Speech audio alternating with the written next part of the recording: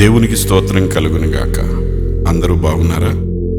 ఎలయనగా శత్రువులమై ఉండగా ఆయన కుమారుని మరణము ద్వారా మనము దేవునితో సమాధానపరచబడిన ఎడల సమాధానపరచబడిన వారమై ఆయన జీవించుట చేత మరీ నిశ్చయముగా రక్షింపబడదుము. రోమా 5:10. మనము శత్రువులుగా ఉన్నప్పుడు దేవుడు మనలను ప్రేమించాడు.